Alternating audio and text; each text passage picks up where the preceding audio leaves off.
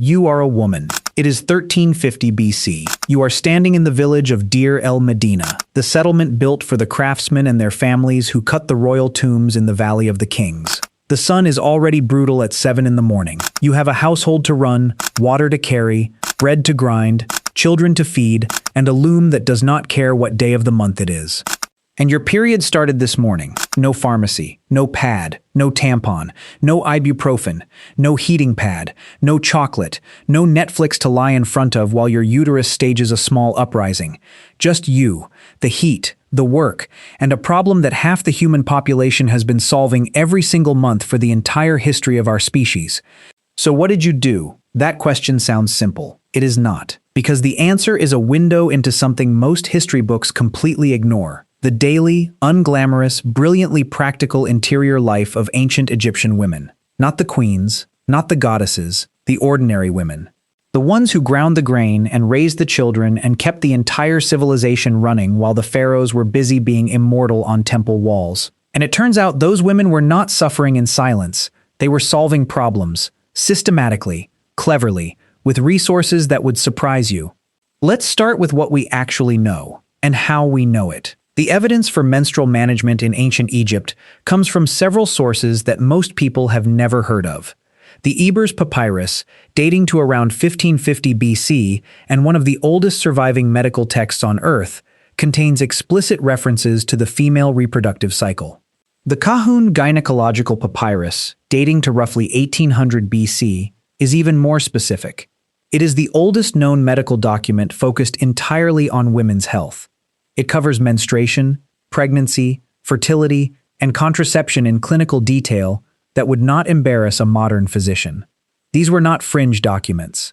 They were mainstream medical texts, copied and studied and used by physicians across Egypt for centuries, which means ancient Egypt had a functioning, documented, actively practiced system of women's healthcare that predates the next comparable medical tradition by over 1,000 years.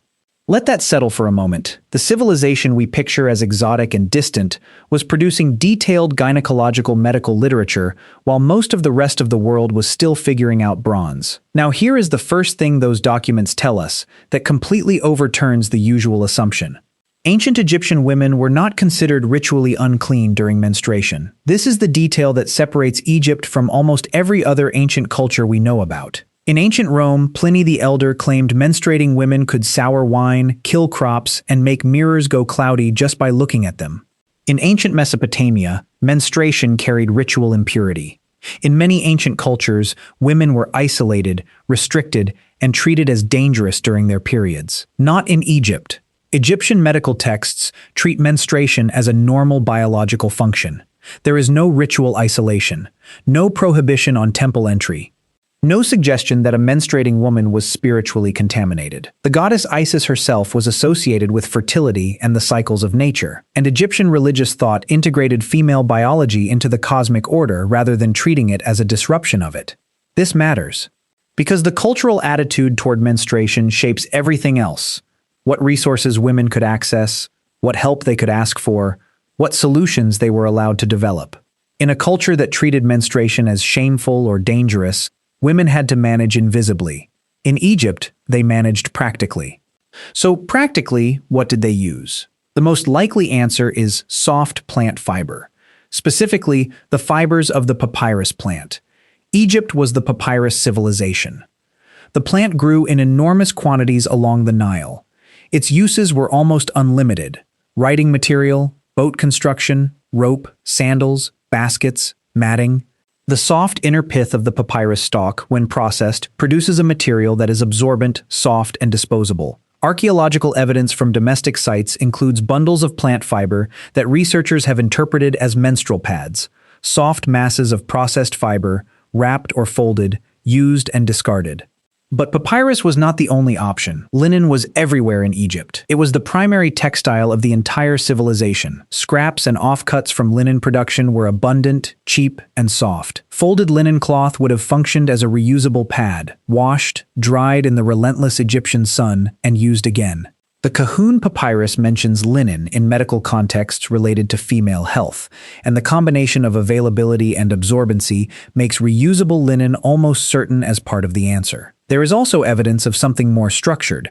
Depictions in certain tomb paintings and artifacts show women wearing what appear to be fitted undergarments beneath their outer clothing, garments that would have provided both support and a place to secure absorbent material. These were not visible garments, they were functional ones. And their existence tells you that Egyptian women had thought about this problem carefully enough to engineer a solution that stayed in place while they worked, because they were working. That is the part that gets overlooked. Egyptian women did not stop during menstruation.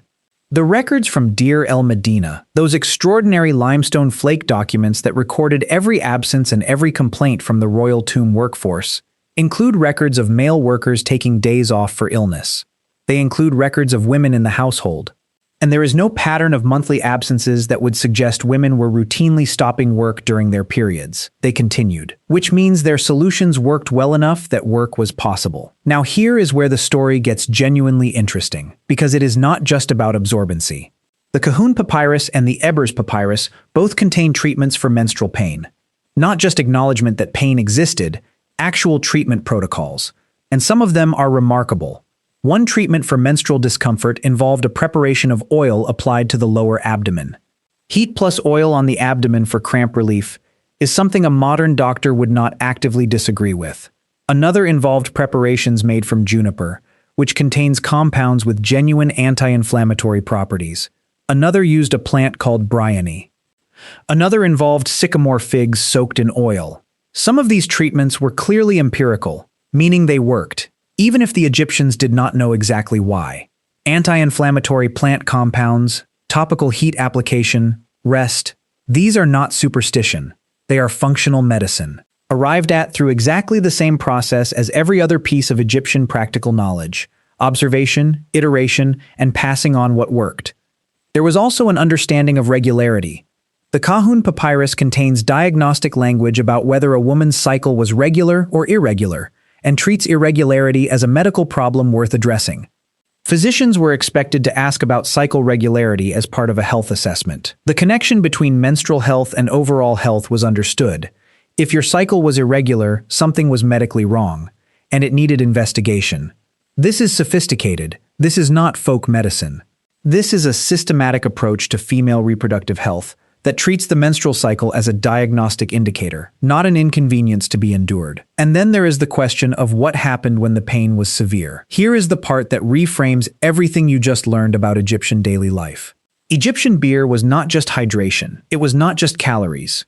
For a woman experiencing severe menstrual cramps, low-alcohol beer consumed warm was a mild analgesic and muscle relaxant. The combination of mild alcohol, warmth, and hydration would have provided genuine relief. It was not ibuprofen, but it was something.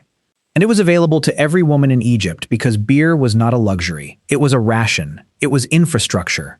The same system that kept male construction workers hydrated in the desert heat was also, without anyone designing it that way, providing a basic form of pain management to every woman in the civilization. That is the kind of thing that only becomes visible when you look at the whole system at once. Now let's talk about something that the history books almost never mention. Egyptian women had control over their own reproductive lives to a degree that would surprise most people. The Kahun Papyrus contains contraceptive prescriptions, real ones, not symbolic ones. The most documented ancient Egyptian contraceptive was a pessary, an internal device placed before intercourse, made from a mixture of honey, natron, and crocodile dung. Stop laughing, or keep laughing. But then consider this. Honey is a genuine antibacterial agent. We now know this. The ancient Egyptians knew it worked without knowing why. Natron is a sodium compound with documented antiseptic properties, and crocodile dung, unpleasant as it sounds, is alkaline. And an alkaline environment is hostile to sperm. The crocodile dung pessary was not superstition dressed up as medicine. It was applied chemistry, imperfect, certainly, not reliable enough by any modern standard, but working on real biochemical principles that were arrived at through observation and iteration. A woman using this preparation was creating an environment that was chemically hostile to fertilization. They also used acacia gum, which, when it ferments, produces lactic acid, a genuine spermicide that is still used in some modern contraceptive preparations today. Acacia gum appears in multiple contraceptive prescriptions in the Kahun Papyrus. Let that settle. The oldest recorded spermicide in human history is in a 4,000-year-old Egyptian medical document, and it actually works. Egyptian women also had fertility treatments. If you wanted to conceive and were struggling, the Kahun Papyrus had protocols for that too. The same document that contains contraceptive prescriptions contains fertility assessments and treatments, which tells you something important about how Egyptian medicine approached female reproductive health, not as a source of shame or danger, as a system to be understood, monitored, and when necessary, adjusted. Now we need to talk about something that goes even deeper into Egyptian daily life, because understanding how women managed menstruation requires understanding who Egyptian women actually were in their society. And the picture is more complicated than most people expect. Egyptian women had legal rights that their counterparts in Greece and Rome would not see for another 1,000 years. They could own property, they could inherit, they could initiate divorce, they could enter contracts, they could testify in court with equal legal standing to men. A woman in ancient Egypt could own her own house, operate her own business, and take her husband to court if he wronged her. She could also be taken to court herself, because the same legal standing that gave her rights gave her responsibilities. This legal framework shaped how women experienced their reproductive health. A woman with property rights and legal standing was a woman whose health mattered economically and legally, not just personally. Her ability to work, to manage a household, to fulfill contracts, all of that depended on her physical functioning. Menstrual management was not a private inconvenience. It was connected to her capacity to participate in the economic and legal life of her community. The medical tradition that produced the Kahun Papyrus existed within a social structure that had reasons to take women's health seriously that went beyond compassion. It was practical. A functioning woman was an economically productive woman. And Egypt, for all its grandeur, was a civilization that ran on practical solutions to practical problems. But the legal rights were not distributed equally either. A wealthy merchant's wife in Memphis had access to resources that a village woman in Deir el-Medina did not. A palace woman had physician access that a field laborer's wife could not imagine. The layers ran in every direction, and understanding those layers tells you something important about how menstrual management actually worked across Egyptian society. At the top, wealthy women had trained physicians who could read the Kahun Papyrus and implement its prescriptions precisely. They had access to specific medicinal ingredients, quality juniper preparations, pure acacia gum, properly processed honey, that required money or connections to obtain. They had household servants who could prepare treatments and manage the domestic workload while the mistress rested. They wore the finest linen, which meant the softest, most absorbent material available for any purpose, including personal hygiene. They had privacy in large houses with separate rooms. For wealthy Egyptian women, menstrual management was a managed medical experience supported by professional healthcare and domestic staff. In the middle, the craftsmen's wives of Deir el-Medina, the women whose community gives us the most detailed picture of ordinary Egyptian life, had access to the common medical knowledge that circulated in a tight-knit community. They shared information with each other. They shared resources. They had access to the linen scraps from their household's clothing production.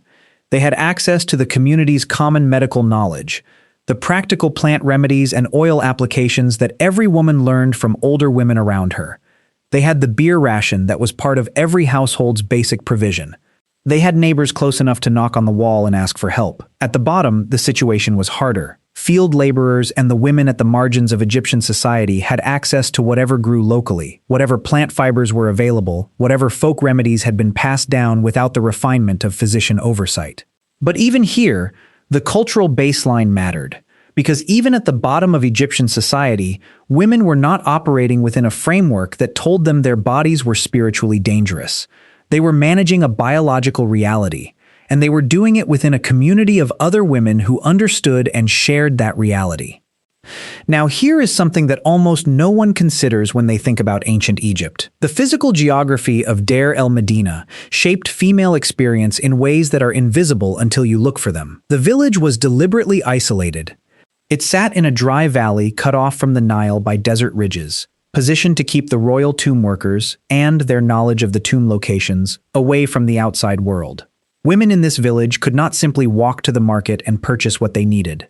Everything that came into the village came through official channels or through the informal networks of trade and barter that the villagers maintained with the outside world. Limestone flake records show women trading within the village, exchanging goods, negotiating services, participating in the small commerce of daily life. They were not passive recipients of whatever resources their husbands provided. They were active economic agents within the constraints of their situation. And those constraints were real. When linen was scarce, alternatives had to be found. When specific medicinal plants were unavailable, substitutes had to work instead. The ingenuity of Deir el-Medina women's solutions is partly a product of necessity. Isolation forces creativity. And the solutions they developed circulated through exactly the kind of close community that makes iteration possible. An older woman showing a younger woman what worked. A neighbor sharing a preparation that had helped her. Knowledge moving sideways through a community of people living within shouting distance of each other, working together every day, facing the same problems in the same bodies in the same climate. That horizontal transmission of practical knowledge is how most of the ancient world's functional medical tradition actually worked. Not top-down from physician to patient.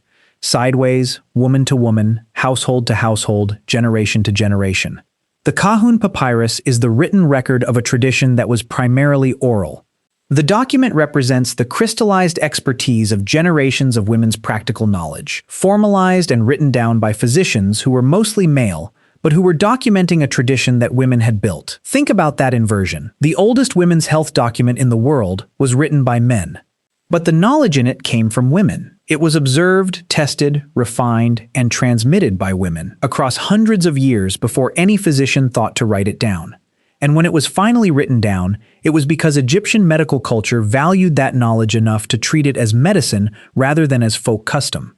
The document survived, and now we can read it. Let's talk about one more aspect of this that tends to get ignored. Pain. Not the management of it, but the acknowledgement of it. Egyptian medical texts acknowledge that menstrual pain is real, that it varies in severity, and that it deserves treatment.